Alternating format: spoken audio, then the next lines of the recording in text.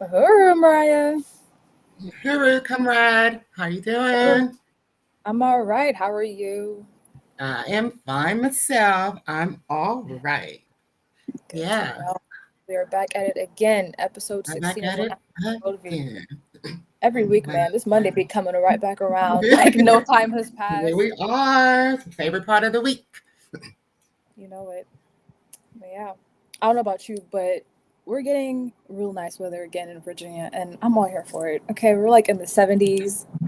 Okay, Oh, I'm wearing a full send it length our way. Send like it our way. sweater. Don't rub it in. We're still in the heat. Is it still hot where you're at? Like you're in It is Louisiana, right? still hot. It is hot, Okay. hot, hot. But yeah, we're already always ready for it for this time of the year. It's almost over, but yeah, we're still right I in know. it. Mm. I Come know on technically, in. are we I still see in summer? everyone coming on in. Come on in and join us, y'all. Come on in. Yes, come on. We are live at We 3 are p.m. Eastern live. Monday. All right. Well, as folks are coming in, I think we can go ahead and get started. Uhuru, you are now tuned into the One Africa Worldview Podcast, and I am one of your hosts, Solyana, managing editor for the longest running Black Power newspaper, The Burning Spear. Yeah. And you heard, I'm Dr. Mariah, promotions coordinator for Black Power 96.3 FM, based out of St. Petersburg, Florida, but now available worldwide throughout the Black Power 96 mobile app. And our show airs on Black Power 96 radio every Thursday at 2 p.m. Eastern, y'all. That is right. We have so many ways for you to tune in to your favorite show. But with that, let's get into what we'll be hitting on today. So, we have our Whirlwind Weekly update up first, as always, discussing the latest and sometimes not so highly publicized news stories, followed by the primary objective segment, where we dive really deep into the question of the role of white people in our struggle for national liberation. We'll be reading some Chairman Omali Yeshitela to understand the African Internationalist position and the whole strategy around this question, right? And then we'll also be joined by Jesse Nevel, who is chair of the Uhuru Solidarity Movement and one of the Uhuru Three. He will be letting us know about the Days of Reparations to African People annual campaign that's calling on white people to take the pledge and no longer be complicit in genocide. And finally, we'll have our For the Culture segment where we're summing up the news that's surrounding Madagascar and the return of African skulls that France had taken during colonization. So, as always, we lined up what's sure to be a really dynamic episode. So, stay tuned, click that subscribe button, and let us head into our Rolling Weekly update. And Comrade Mariah, I hear you've got some Uhuru movement related updates. A certain punk rock benefit concert. You care to tell us a bit more? Yeah, well, this past Saturday, September 6th, the Uhuru Solidarity Movement hosted the Artists Against Genocide concert in St. Petersburg, Florida, as part of their annual Days of Reparations to African Peoples campaign. And this concert was attended by over 100 people. And from this came from throughout the whole Tampa Bay area. And we even saw participation from Jacksonville, Gainesville, Lakeland, just everywhere, y'all. It was so powerful there. And the concert, it was held at the Unitarian Universalist Church out in St. Pete. And this is a venue that was donated by its Reverend Ben Atherton Zeman. And Reverend Ben issued a solidarity statement for the event and spoke of his arrest by St. Pete's police, actually, for attempting to block the Florida Department of Transportation from destroying a Black History Matters mural located in the city's historically African community. So artists like James Kitchens, which aka known as Freeman, created a live event painting and donated two paintings that were auctioned off in a silent auction during the event. And Freeman was one of the artists who actually painted that Black History Matters mural that we talked about, and that was actually recently destroyed by the city.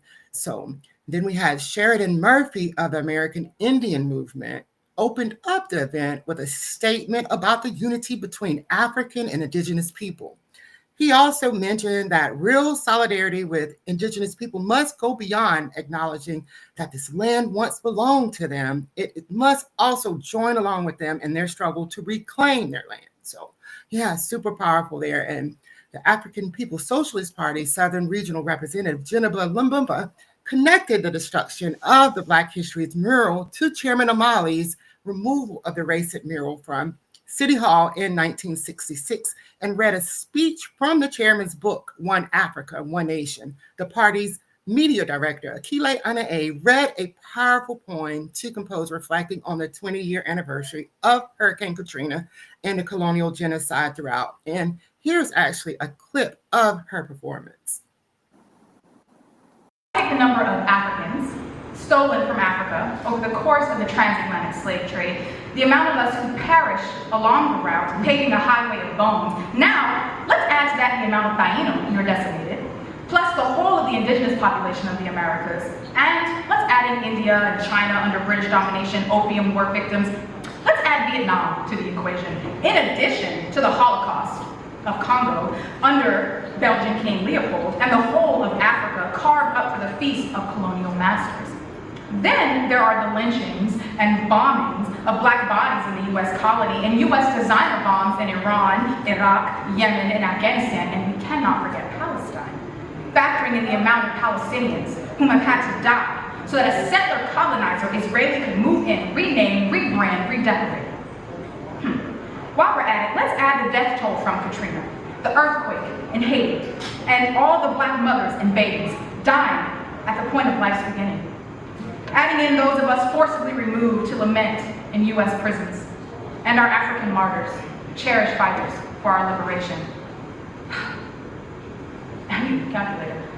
We're talking 600 years of colonizer atrocities, reformatting the world for the colonizer's life and dreams. Approximation couldn't even come close. But for the sake of the lesson, how much does that equal? Another drowning. That's right. The thought of it alone is enough to drown him.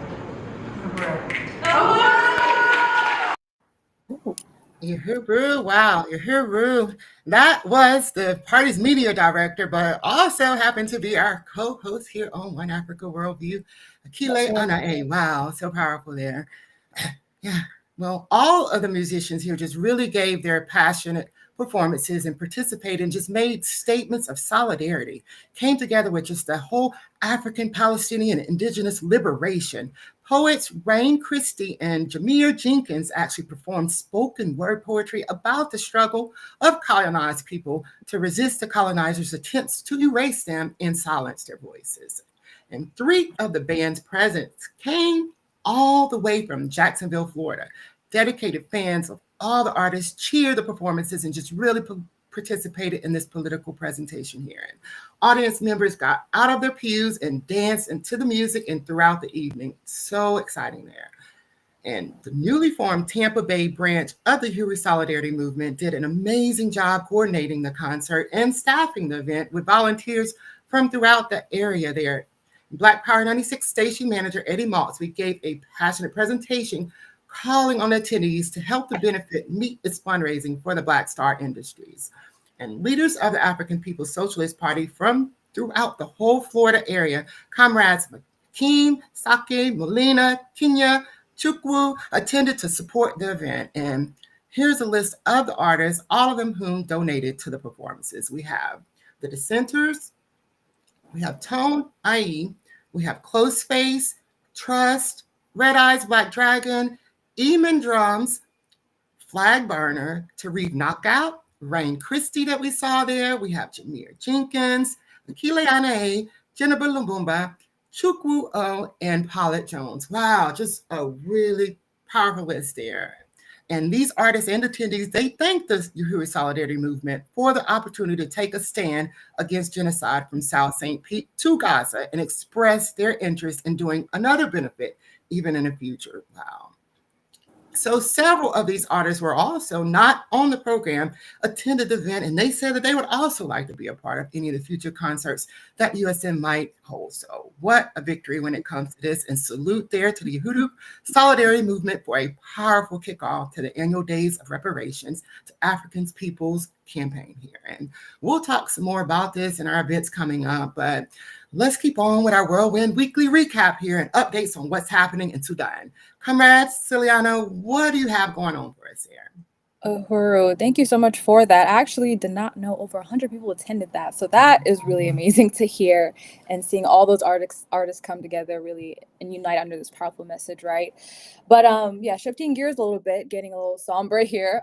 So what's going on in Sudan, right? So the scourge of war has entered its second year in Sudan, triggering what some are calling, the worst humanitarian crisis that we have seen.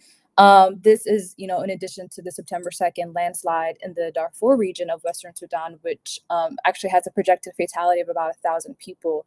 And this has turned, the situation on the ground just from bad to worse. But war broke out in April 2023, which was about 4 years after Sudan's then president Omar al-Bashir was removed from office after a series of mass protests.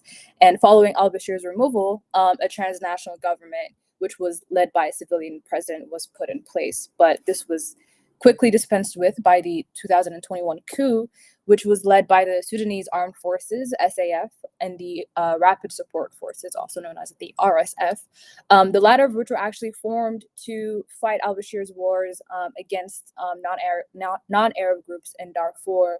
And this is a population that, has historically suffered the most oppression and neglect by ruling class Arab people in the country. And so there have been, numerous estimations of the death toll, injuries, and displacement since, access to the areas impacted has proved really difficult. And, using some satellite imagery, research groups have put the death toll from anywhere between 20,000 to 150,000 based on a report back in February by Science magazine. So, and then according to the World Food Program, there are actually 2 million people that are facing some level of famine, with about 25 million experiencing acute hunger. So there's a lot going on. And, despite the sort of devastations that, African people are experiencing on the ground there, the legacy media have not at all paid attention to what is going on and the scale of it. Some are also, pointing to the fact that Trump's suspension of the USAID as a contributor to the worsening conditions on the ground, but we understand and know that entities like USAID are like long-term tools of neocolonial domination, because they don't address or speak to the main issue that is causing this, right, which is the usurping of African people's ability to be self-determined and to create and recreate life for ourselves in our own terms, right? And so we here understand that this usurpation goes back to the colonial attack on Sudan, right? And the neocolonial government that continues to act on behalf of the colonizers and the petty bourgeoisie, which is a class of opportunistic ruling Africans whose interests aligns with the colonizers, right? This is the direct cause of the decades of turmoil that African people in Sudan have been subjected to, right? And so, we understand overall that the wars waged on African and colonized people today will always be the results of this colonial attack on Africa, right? Because it's this attack that, has created a world system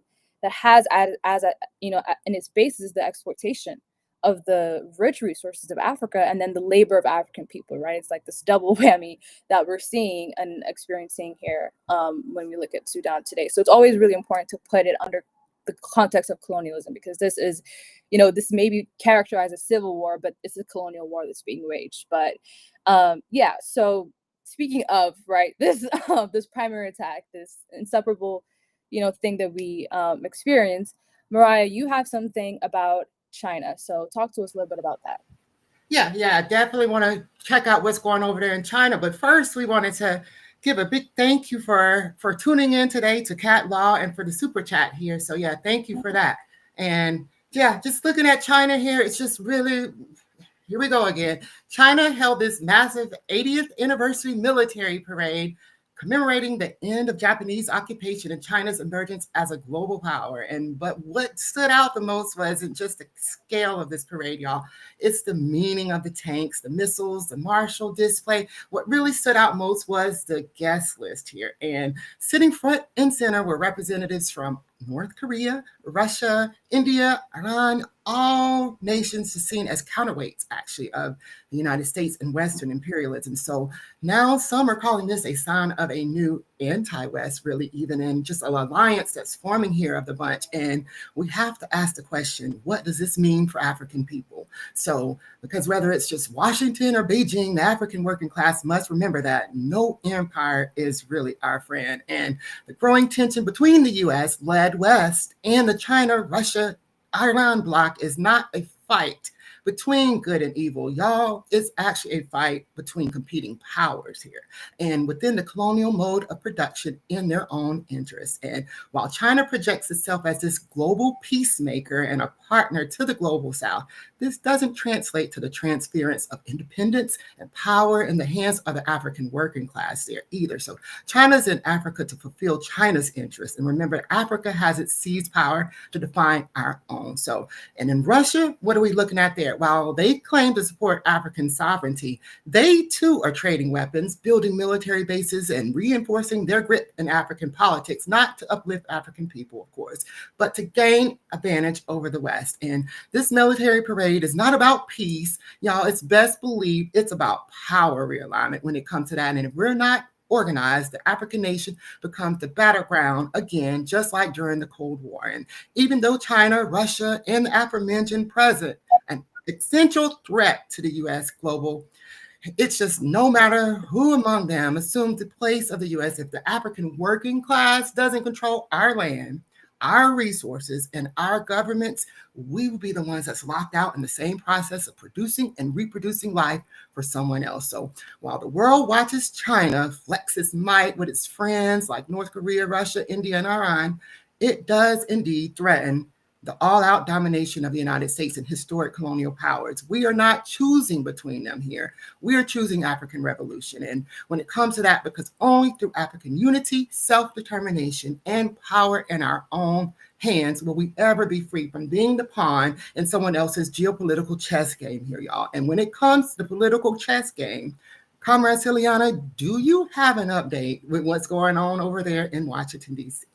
Girl, it's always a mess out here, okay? But yes, coming back to the US, right, specifically with Washington, D.C., on Thursday, September 4th, the Health and Human Services Secretary, Robert F. Kennedy, who's also known as RFK, underwent a 3.5-hour hearing being questioned by the Senate Finance Committee on what they, felt like was a shameful leadership on the part of RFK, right?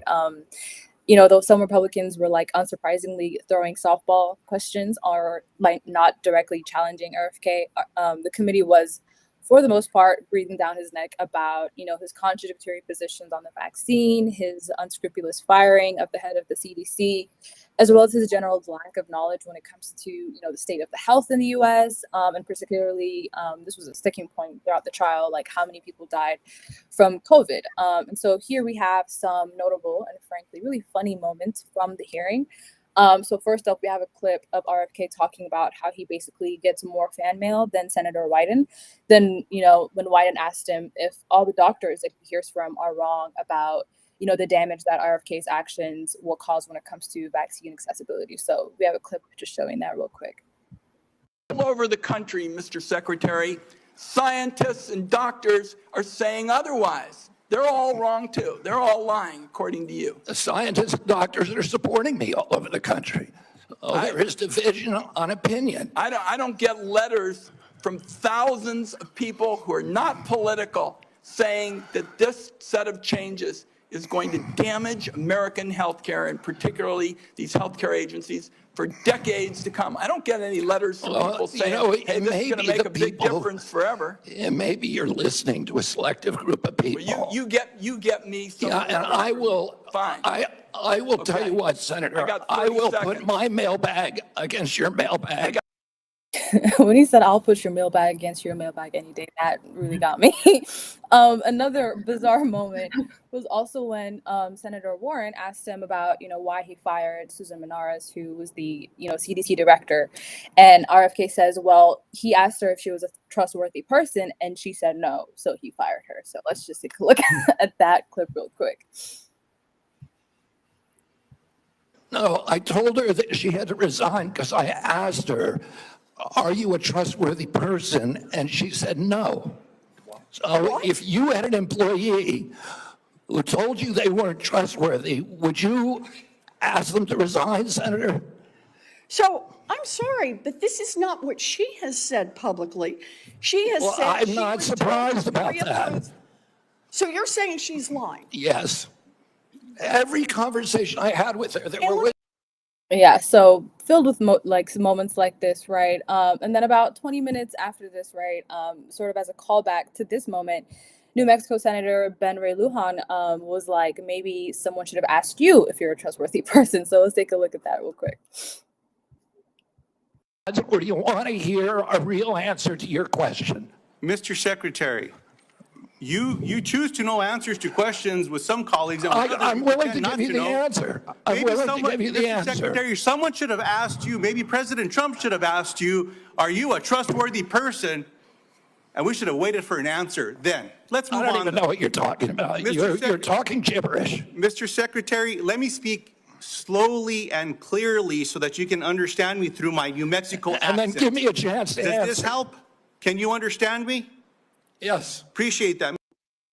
Yeah, see, this was a mess. Like, yeah, it was 3 hours of back and forth like this for the most part. But yeah, though this looked like a sort of bipartisan attack on RFK and his qualifications to lead the Department of Health and Human Services, what this hearing exposes really is the ever-weakening power of the U.S., right? And the exposure of what Chairman Omali has termed this uneasy equilibrium, right? This is the point at which the global economy, Comrade Mariah, that you just talked about, the system built on African colonial enslavement and exploitation, experiences severe crisis, right? This hearing shows that the sort of infighting, the colonizers infighting over how best to facilitate the oppression of African and, colonized people, right? This infighting is a symptom of the uneasy equilibrium, because international white power is like recognizing that its grip on the world isn't as tight as it used to be. Like you just mentioned, this whole thing that we're seeing with China and Russia and UK sort of coming, not the UK, but China and Russia and the North Korea sort of coming together, really posing a threat to the US and Western hegemony, right? And this is also the direct result of African and colonized people resisting, right, and poking holes within the system any chance they get. We've seen what's happening in West Africa with the alliance of the Sahel states, right? And this hearing also represents, again, quaking white power, because Trump's power grabs and his nominations of those whom the Democrats feel are antithetical to, quote, who America is as a nation. It reveals really the true order of things rather than obscure this like mythical multicultural society that Democrats or white liberals sort of want us to buy into. So I think it's really important to understand that whether RFK is ousted or not, what's necessary is that African people have control over their own health, right? Because we know historically and today that the medical system under colonialism does not have our health and well-being at heart. But that can be, a whole topic unto itself for another episode. But keeping to this episode of the One Africa Worldview Podcast, it's time to switch gears and head to our primary objective segment. So in this segment, we're diving into one of the most important questions that had previously been left unanswered following the defeat of the Black Power movement of the 1960s, right? That's the question, what to do with white people. So let's get into that. And we also have a super chat, right, before we do that, from Comrade Sandy, who says the colonial mode of production is in crisis.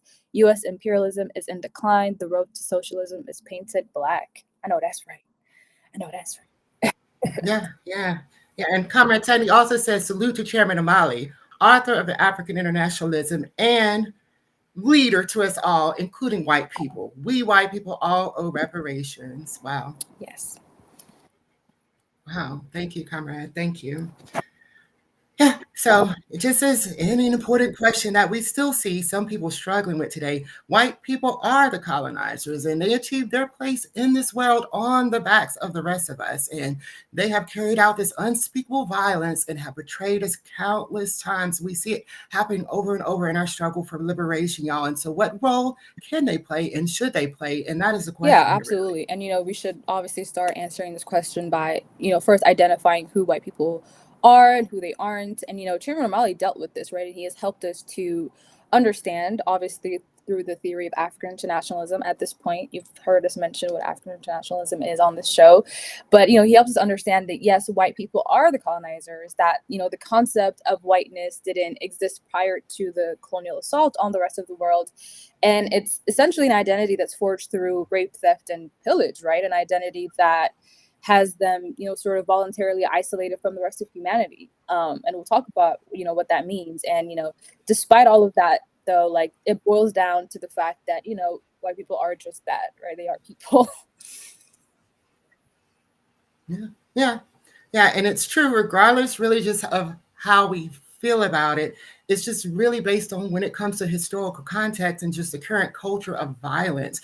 White people are people, and they are just really motivated by the same thing that all of life is concerned with, and that is just the ability to produce and reproduce life. And it's just that they decided in order to produce life for themselves, they would require the labor, resources, and livelihood of Africans and colonized people to do so. Yeah, right. And sort of coming out of a desperate, dying, feudal, and landmass known as Europe, white people saw their ability to solve their crises by attacking the rest of the world, right? Just like you said, that they were motivated by material interests, just like the rest of us. So, no, white people are not like devils or genetic mutations or blue-eyed demons, right? And because Chairman Omali was able to, conclude this, he was able to develop a strategy that didn't require recruiting a band of priests to exercise devil or group of geneticists to reverse mutated genes, right? So instead, he was able to sum up that the colonizer has a long-term objective interest in eliminating the parasitic social system that is born through our enslavement and colonization, right? And Chairman Omali actually stated it really clearly that what the task of white communists must be in his book, Idwele to E Africa, right? So Chairman writes, African internationalism will not allow our party to construct some fanciful notion of reality upon which to base the policies of our party. We are materialists, and we base our policies on the world as it actually is, rather than basing our policies on the world as we would like it to be. Those who ignore the real world and base their policies on the notions in their heads on the world as they would like it to be are idealists. The fact is that capitalism was born as parasitic white power, and it must be defeated as parasitic white power. Genuine communists of all nationalities must be consciously committed to the overthrow of white power, and white communists must be committed to the struggle for the victory of black power over white power. The beginning of the process for white communists in the US and the world to abandon the interests of imperialism and to integrate their own interests with the interests of the toiling masses of the world is to subordinate their interests to the struggles of the oppressed peoples of the world to overthrow parasitic white power. Keyword interest, if you haven't picked on that yet. But he continues, in the US, this can only be done through joining the anti-colonial struggle for black power. Concretely, this means joining the African People's Solidarity Committee, an organization of and subordinate to the African People's Socialist Party, the advanced detachment of the revolutionary African working class and poor peasantry, close quote. Yeah. And he created this vehicle for which white people would be able to realize these long-term interests and work towards them.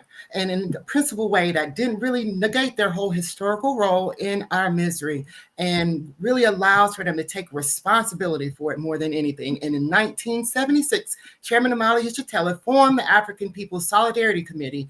And from this, its mass front, the Uhuru Solidarity Movement. This strategy of organizing white solidarity with Black power and organizing other white people to the agenda for African revolution has permanently disrupted and fractured the unity of the colonizer population with its own ruling class. So their assignment then, as it is now, is to go into the white community and win reparations from white people and the beneficiaries of the colonial mode of production, regardless of class there, and to support the development of Africa's independent socialist. Yes, that's absolutely right. And the Uhuru Solidarity Movement has the task of taking African people's demand for reparations and winning among all sectors of the white population, and in the same breath, winning colonizers to become anti-colonialists, Black power in white face, working under the leadership of the African working class.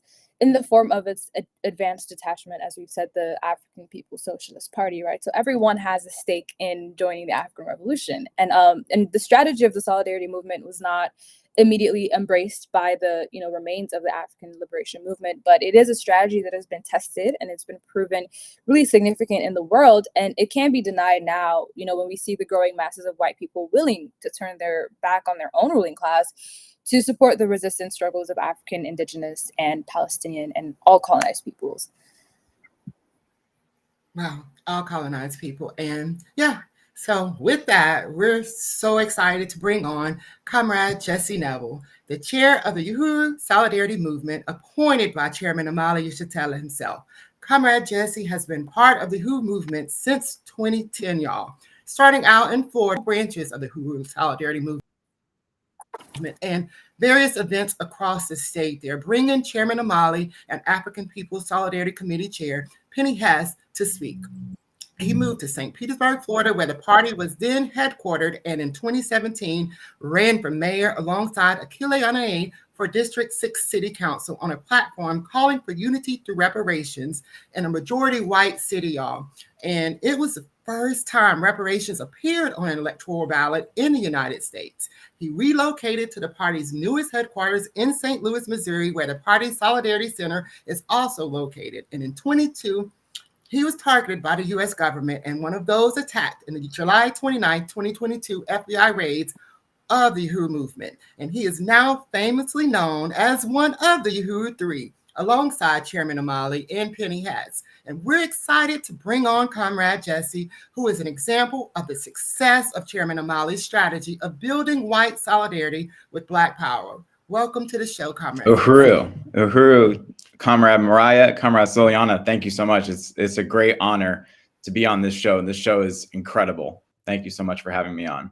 Uhuru, that's so exciting. Yes, thank you, and welcome on, Comrade Jesse. You got a really great rap sheet, to be able to talk about your work, what the Uhuru Solidarity Movement is, how people can get involved. And yeah, I just want to thank you for joining us, as we discuss the importance of white people working under the leadership of the African Revolution, especially in this period of, anti-colonial resistance that we're seeing. And we know that, more and more the colonizer is attempting to break away from the ruling class, and we are out there, showing them the way forward through the Uhuru Solidarity Movement, or USM as we say.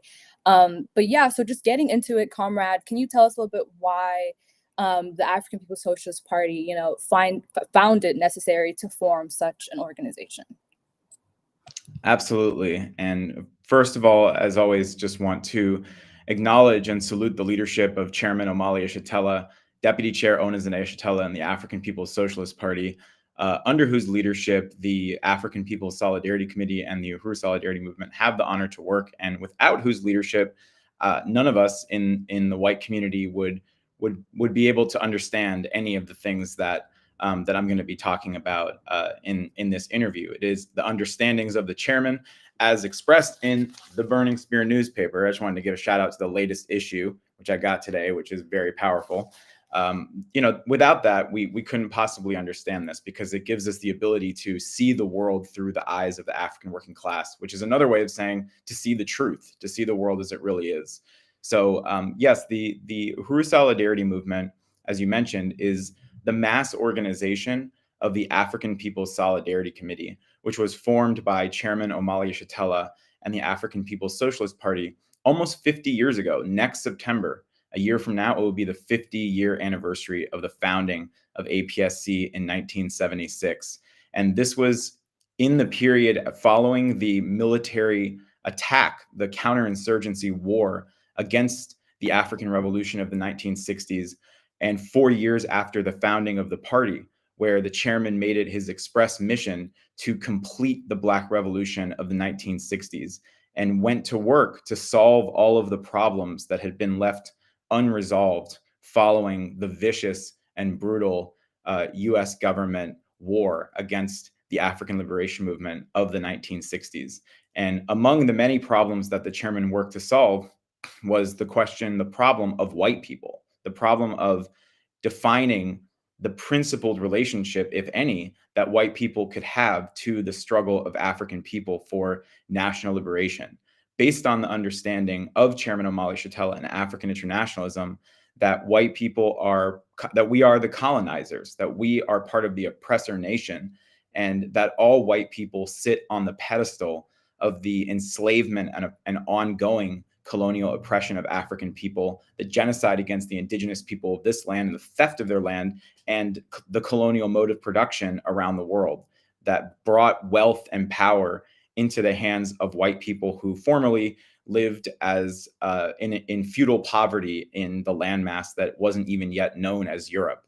And it was slavery. It was attacking Africa, enslaving African people, and creating the colonial mode of production that created the situation, the world that continues to exist today, where white people have the highest standard of living and have power and opportunity and prosperity at the expense of African and colonized peoples. So the chairman laid the foundation, the theoretical foundation for the creation of the Solidarity Committee by putting out this understanding of colonialism and saying that, therefore, the only principled and genuine way for white people to truly unite with the African community in the struggle against colonialism is to work under the leadership in an organization that is a strategic component of the African People's Socialist Party, that has a specific assignment to go back into our own white communities and organize other white people like ourselves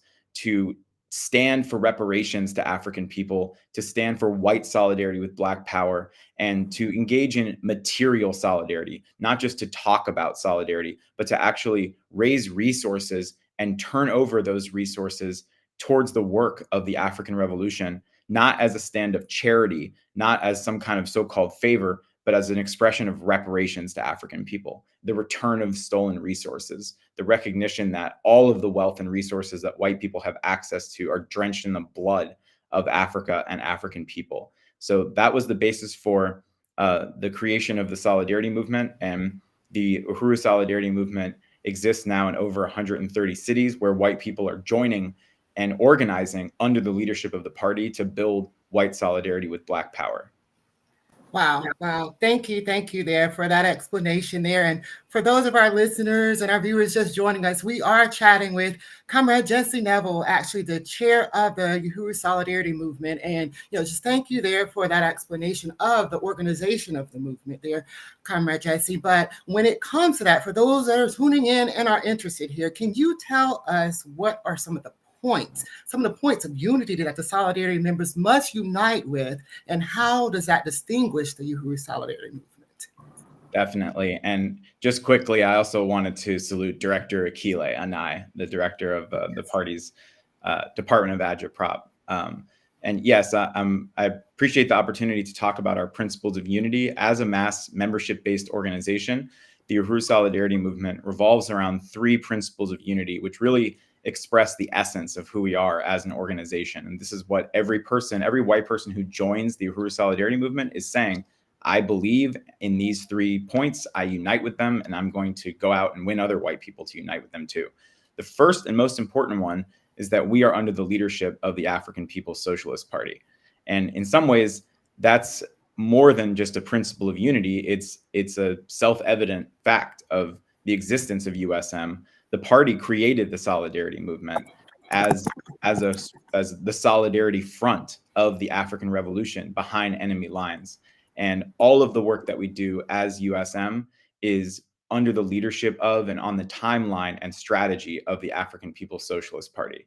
The second principle of unity is that we organize in the white community for reparations to African people. And this is important to say because we owe reparations to African people. The US government, the governments of Europe, the corporations, the banks, Wall Street, the universities, every institution within colonialism that we could mention owes reparations, but also the general white population owes reparations. And through the work of APSC and our chairwoman, Penny Hess, the book Overturning the Culture of Violence, and all of the work that APSC has done over the years, white people have been, we've been called on and challenged to really look at the truth about the history of our complicity and active participation in colonial violence and terror against African people, ordinary white working class people.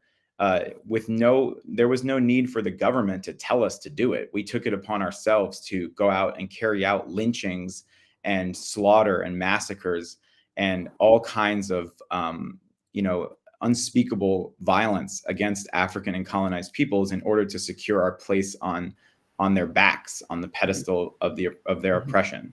And so the question of reparations is a self-criticism by the white population and a stand to right the historic wrong by standing in solidarity with the African liberation movement.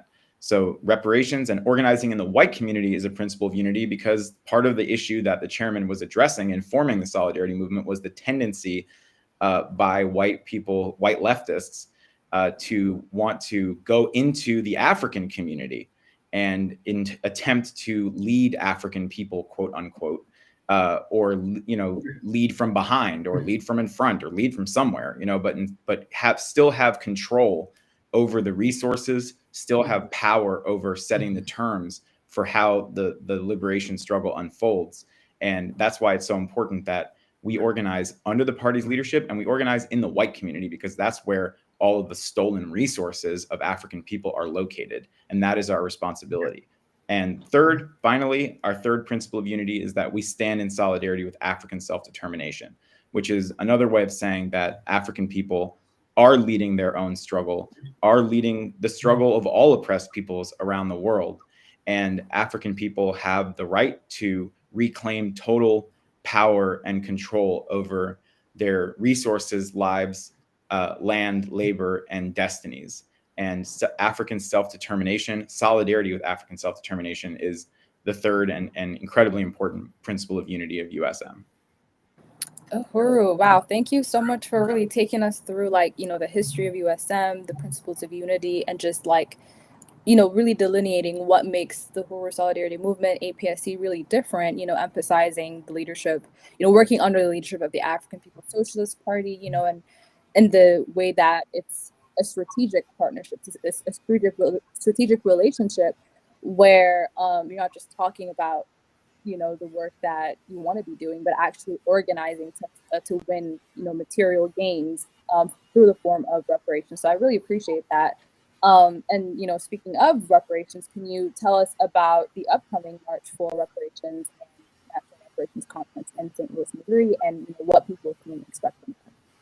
Yes, so it is coming right up. It's this weekend, this Saturday and Sunday. So on Saturday, September 13th, we are having the annual March for Reparations to African People. You can register at the QR code on the screen there. And the registration, reparationsmarch2025.eventbrite.com.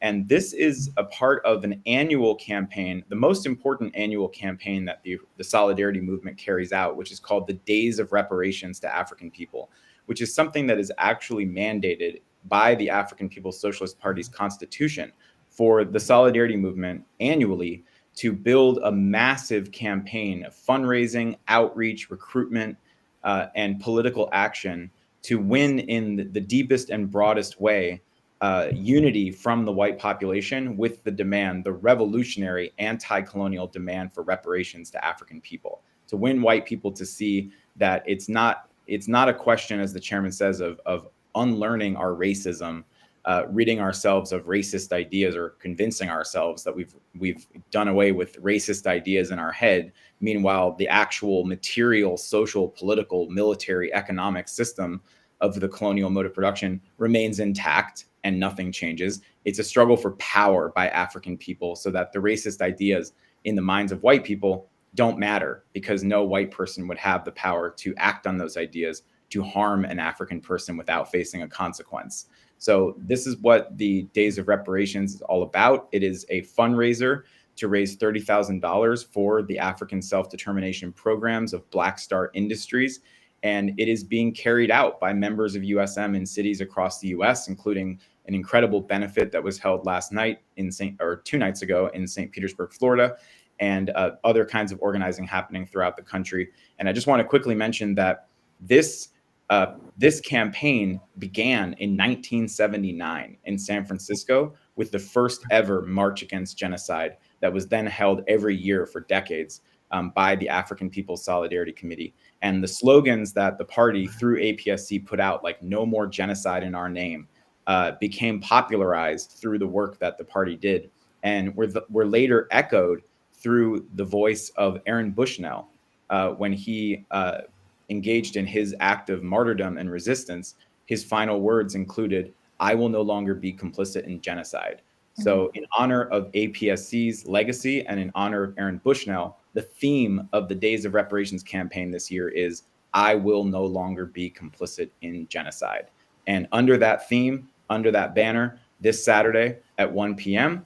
at the Carpenter Branch Library at South Grand in Utah in St. Louis, we will be marching to the Sons of Rest Pavilion. We have an incredible lineup of speakers. We'll be out there raising the question of reparations to African people. And then the very next day at the Uhuru Solidarity Center, or you can watch online at tinyurl.com/Material Solidarity 2025, we have a national reparations teach-in hosted by USM called Unity Through Reparations, What Will Your Legacy Be?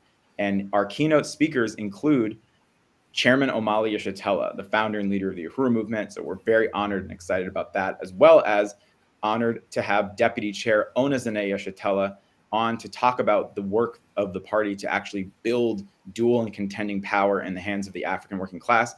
And our APSC keynote speaker is Chairwoman Penny Hess herself, who will be talking about the question of how much do we actually owe in reparations, a question that ultimately cannot be quantified because you cannot quantify the lives, the profundity of everything that's been stolen from African people. But those things like land and labor and things that have been quantified will be discussed, and what the revolutionary demand for reparations really means in practice for those of us in the white population. So it's going to be an amazing event. It starts on Sunday, September 14th, 1 p.m. And we encourage everybody to check it out and tune in on Sunday. You heard it there on Sunday, September 14th, 1 p.m., the March for Reparations, the National Reparations Conference, y'all, in St. Louis there. And yeah, but before you go here, we have to ask this question, Chair Jesse. Can you tell us, and I know it's hard to choose because mine's always changing all the time, but speaking of the chairman, Omali Yeshitela, can you tell us what is your favorite quote from the chairman? That is so hard. He has so many. The most quotable revolutionary of all time. But I actually have one. I came prepared. So this is a quote from the chairman from the Uhuru Solidarity Movement Convention, actually in 2013. He said to an audience of white people, he said, "Why in the world would people continue to identify themselves with a social system that can only exist through stealing wealth and resources and the future of the vast majority of the people on earth? You, meaning white people, have to liberate yourselves from this relationship with the white ruling class.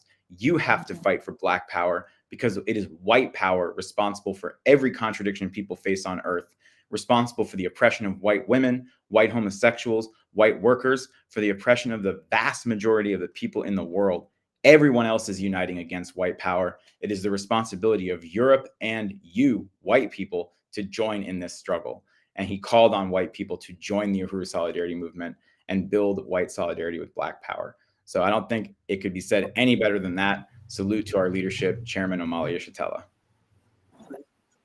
Wow, wow, wow.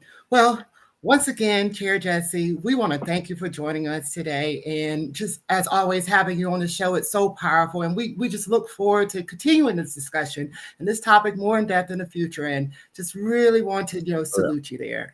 And just for more details about this March for Reparations and the National Reparations Conference this weekend, y'all can scan the QR code here on the screen. And if you're watching, you can click the link in the description there too. And the Unity Through Reparations. And speaking of reparations, it's time for us to get into our further culture segment. And boy, y'all, it's a doozy this week. It really is. Once again, thank you so much, Chair Jesse, for gracing us with your presence. But yes, continuing on the discussion of reparations, right? So in late August, a century and a half later, right, the French government returned the human remains skulls and bones of an indigenous king that the French had slaughtered back in 1897, back to Madagascar, which is Africa's, largest island, about 250 miles off the coast of Mozambique in the southeast, right? So this skull is believed to be that of King Toera, who was the ruler of the once powerful Sakalava kingdom on Madagascar's west coast, right?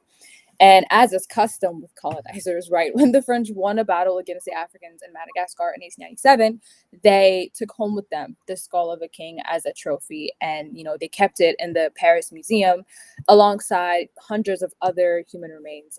And, once in the hand of the Malagasy, the skull was then driven to the west coast of Madagascar for its proper burial, right? And the president of Madagascar was actually reported saying, "Today, in this historic place, we honor the martyrs of the nation who fought colonialism.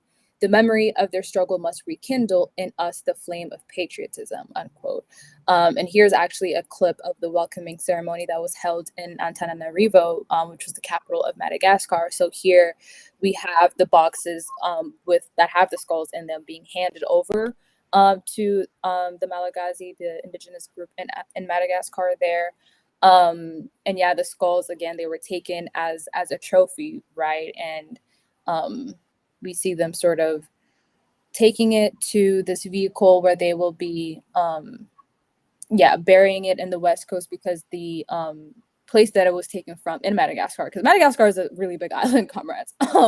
They are driving it about 300 kilometers west to place it in its proper place.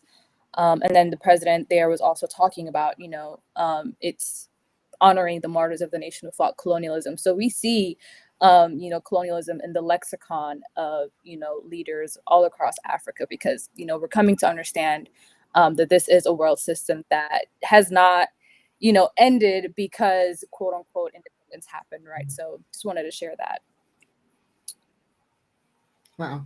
Yeah.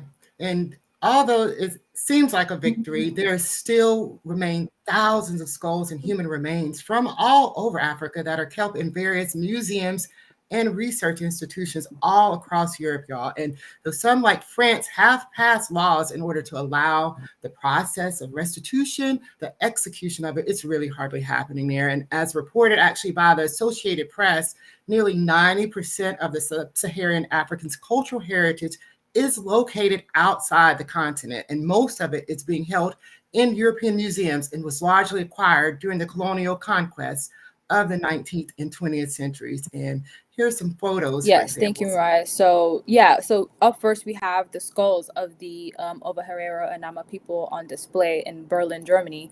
And then we also have, Benin bronzes in the British Museum. And then you see that there actually. And Egyptian mummies also in the British Museum, right? If there's really one big irony about the British Museum, it's the fact that it's not British at all, because all of the items that they have are looted material culture that they're displaying as war trophies, essentially, like to this day, right? It's like them sort of showing off their chest, right? It's brutal.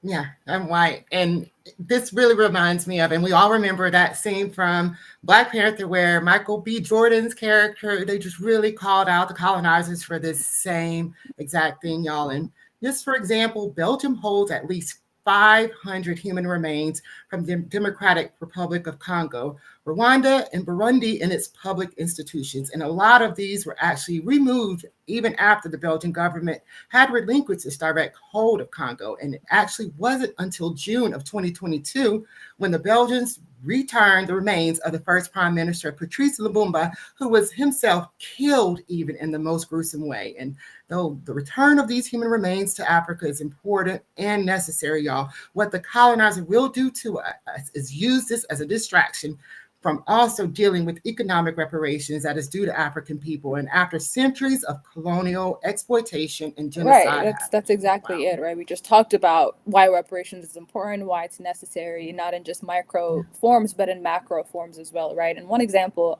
we have the Nama people in Namibia that I mentioned earlier that are to this day still fighting for reparations from Germany, who, first executed their genocide, and this doesn't get talked about much in the media, but they first executed their genocide in Namibia before turning their guns on the Jewish people in Europe. And even getting, calling this out also gets you labeled as an anti-Semite, which has happened many times in our days. So to this day, Germany actually sends reparations to Israel. They still do to this day, but not a penny has been sent to the Africans in Namibia.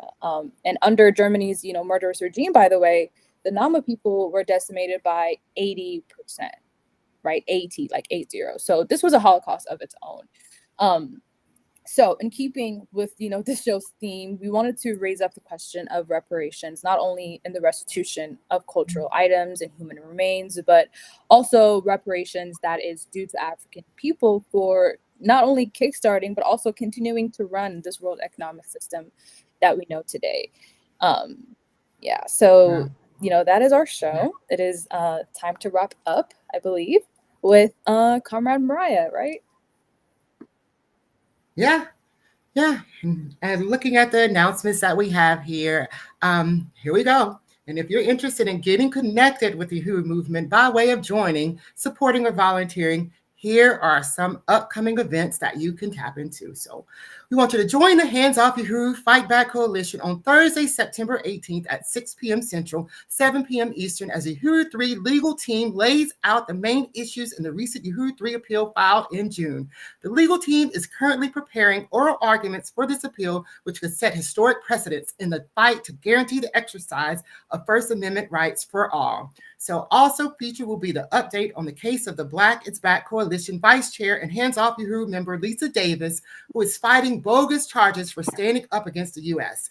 backed attack on the Palestinian people, as well as a report from the Latin American front of Hands Off Uhuru Register at handsoffuhuru.org/register. You guys can register at handsoffuhuru.org/register. And on Saturday, September 20th, you can join the northern region of the African People's Socialist Party in West Philly's beautiful Clark Park for the 10th One Africa, One Nation Book Fair and Marketplace. This free all-day program will feature live music, poetry, free education resources, giveaways, a children's circle, special activities for families, food, and over 100 marketplace vendors. You can visit oneafricamarketphilly.org for more information. That's oneafricamarketphilly.org for more information there. So y'all, for more events and everything else going on, you want to make sure that you're visiting theburningspear.com/events. And of course, we'll be keeping you updated here on One Africa Worldview. So make sure you subscribe on any of our socials and make sure you're locked in every week and following us. Yes, you heard Dr. Mariah. Follow us everywhere we're at, right? We stream on the Burning Spear TV YouTube. We're on Burning Spear Media Rumble channels, and we are now on Black Power 96.3 FM, which is a radio based in St. Petersburg, Florida. But you can find globally because we have the Black Power 96 FM app, right? So no excuse to not tune in, as you know. So that is it for today's show. Thank you so much for tuning in. Thank you again to Comrade Jesse for joining us. But until next week, One Africa, One Nation.